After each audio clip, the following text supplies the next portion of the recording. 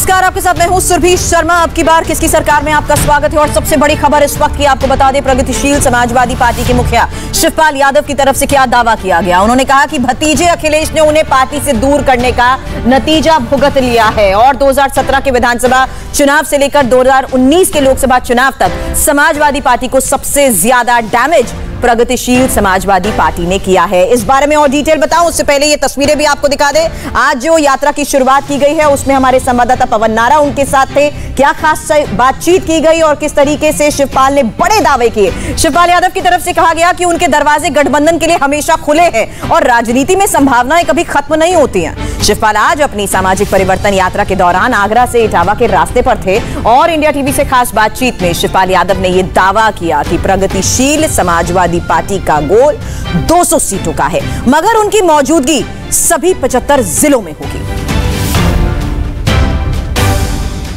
प्रगतिशील समाजवादी पार्टी के बैनर के तले शिवपाल यादव सड़क पर उतरे हैं। चुनाव से पहले की तैयारियों का जायजा ले रहे हैं और ताल ठोक रहे हैं। सर, सबसे पहला सवाल आपसे यही कर लेते हैं। आपने कहा था 11 अक्टूबर तक इंतजार होगा, वरना 12 अक्टूबर से रथ यात्रा शुरू होगी। आपने यात्रा शुरू कर दी है, तो क्या अब समझा जाए कि समाजवादी पार्टी और अखिलेश यादव के साथ जो सहयोग की बात थी वो सारे दरवाजे बंद हो चुके? देखिए, राजनीति में दरवाजे कभी बंद नहीं होते हैं और करना भी नहीं चाहिए। संभावनाएं कभी समाप्त नहीं होती हैं, लेकिन अभी संभावनाएं हैं। मैंने अपना काम शुरू कर दिया है, हमने अपनी तैयारियां शुरू कर दी हैं। अब हम पूरे प्रदेश में निकल पड़े हैं।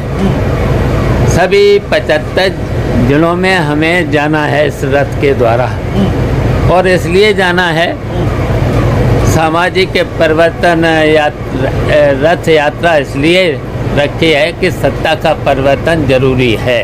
कांग्रेस के साथ आए, परिणाम नहीं मिले। एक बार वो बीएसपी के साथ आए, परिणाम नहीं मिले।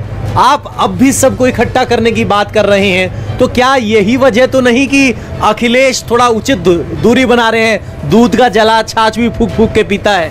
देखिए, यही तो अखिलेश ने भूल की है।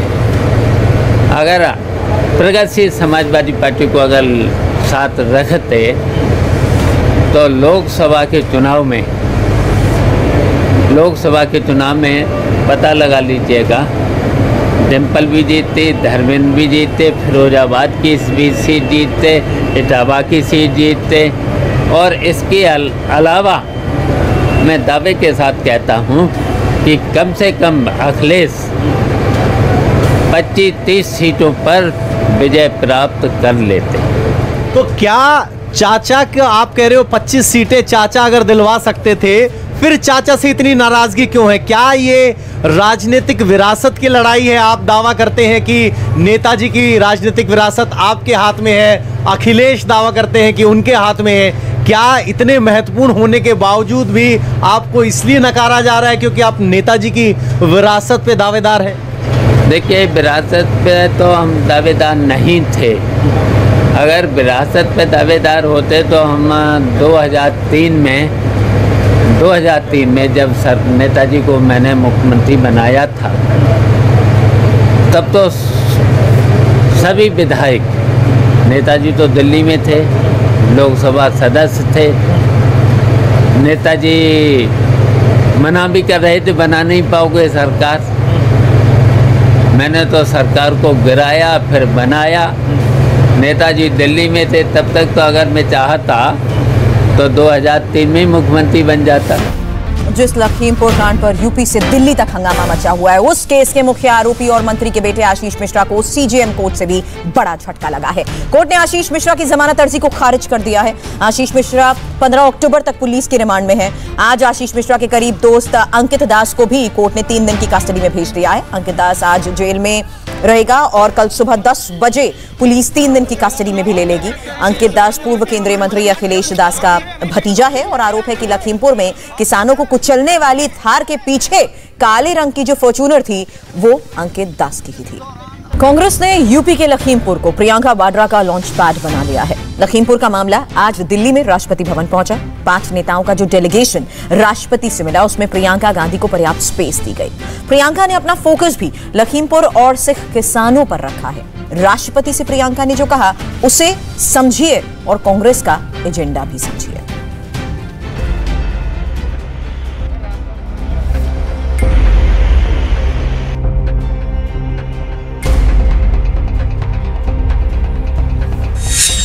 लखीमपुर की लड़ाई कांग्रेस में जान लाई। पार्टी की बटालियन राष्ट्रपति भवन आई, साथ में यूपी की प्रभारी प्रियंका गांधी को भिलाई। यूपी में रिवाइवल प्लान पर काम कर रही कांग्रेस को लखीमपुर का मुद्दा बैठे ठाले हाथ लग गया।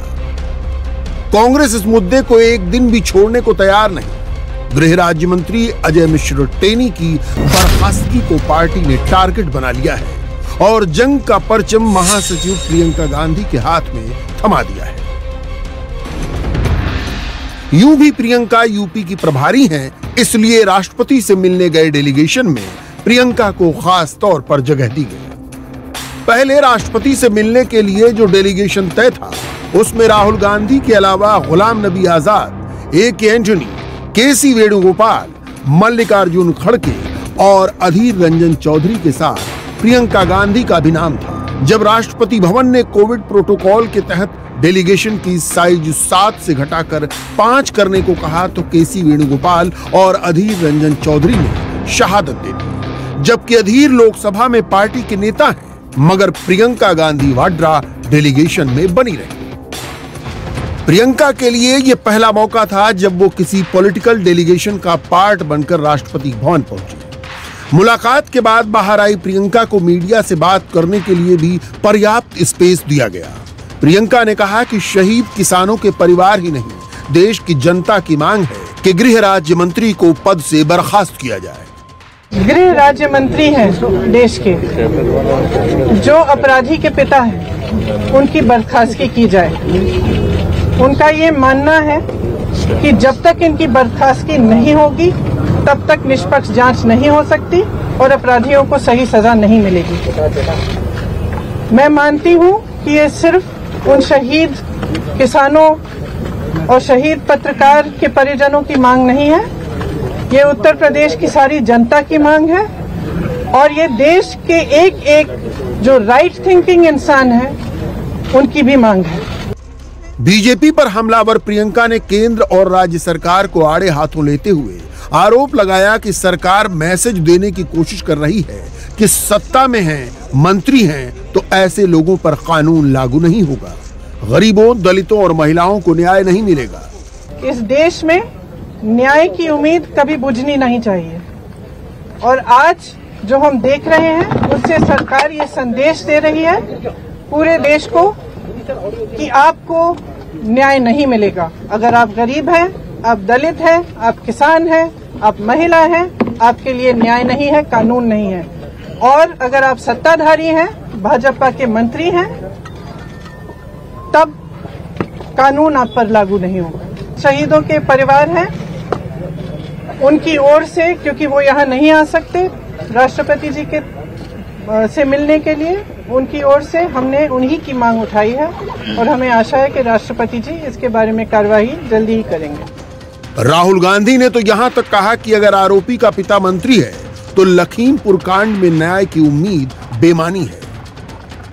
जिस व्यक्ति ने हत्या की है उस व्यक्ति के पिता हिंदुस्तान के होम मिनिस्टर हैं, हिंदुस्तान के होम मिनिस्टर हैं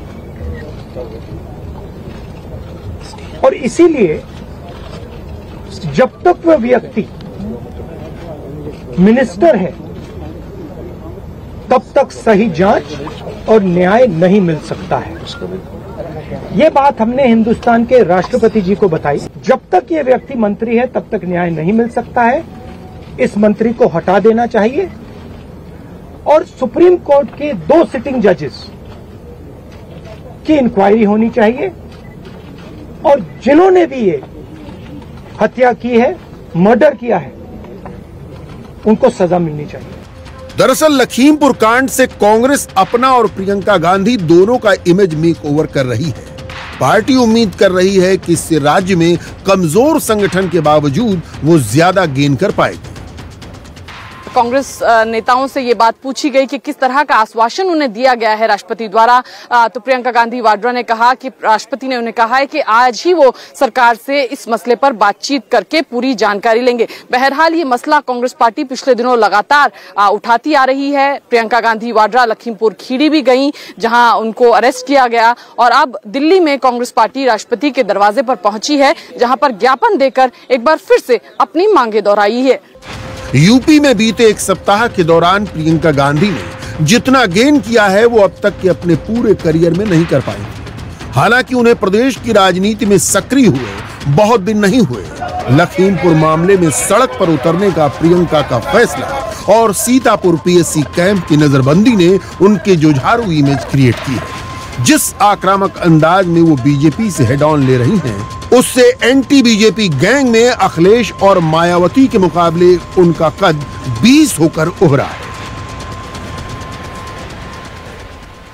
प्रियंका लखीमपुर का मसला लेकर दिल्ली में राष्ट्रपति के दर तक पहुंच गई तो सीएम योगी ने आज अपने कानून मंत्री को लखीमपुर भेजा। मंत्री ब्रजेश पाठक खास तौर पर हरिओम मिश्रा और शुभम मिश्रा के परिवार से भी मिले। दोनों ब्राह्मण परिवारों को भरपूर मदद का आश्वासन भी दिया, मगर इस मामले पर मीडिया से कोई बात नहीं की। दोनों पक्ष जख्मी हैं, दोनों पक्ष आहत हैं। विपक्ष सिख किसानों के साथ खड़ा है तो योगी सरकार के कानून मंत्री दूसरे पक्ष को मरहम लगाने लखीमपुर पहुंचे। ब्रजेश पाठक ने पिटाई से मारे गए हरिओम मिश्रा और शुभम मिश्रा के परिवार से मुलाकात की, परिजनों को हर तरह की मदद का आश्वासन दिया। पाठक ने मृतक की मां से मुलाकात की, उनसे बात की। शुभम मिश्रा के परिवार से मुलाकात के लिए तो ब्रजेश पाठक उसी जगह पहुंचे जहां श्राद्ध से जुड़े कर्मकांड चल रहे हैं। हालांकि उन्होंने ना मीडिया से कोई बात की, ना सवालों का कोई जवाब दिया, मगर परिवार को उन्होंने क्या आश्वासन दिया, ये शुभम मिश्रा के पिता ने बताया। कानून मंत्री जी आए थे, उन्होंने हमसे बताया है कि हम तुम्हें लाइसेंस देंगे और उसके बाद में जो हमारे लड़के की निर्मम हत्या की गई थी उस पर बहुत जल्द से जल्द कार्रवाई शुरू कर दी जाएगी। और उन्होंने कहा कि हम आपके बेटे को शहीद का दर्जा हम देंगे पार्टी के प्रति, क्योंकि पार्टी के लिए वो शहीद हुआ है। कोई काम से नहीं गया था, वो पार्टी को माननीय उप मुख्यमंत्री जी को जो गया था रिसीव करने के लिए जा रहे थे और उनको करना भी चाहिए। हमें ये भरोसा है कि हमारी पार्टी हमारे साथ में खड़ी, और उन्होंने कहा भी है कि हमारे परिवार के लिए वो हमेशा खड़े रहेंगे। जब भी कोई जरूरत होगी तो उनसे हम बात कर सकते हैं।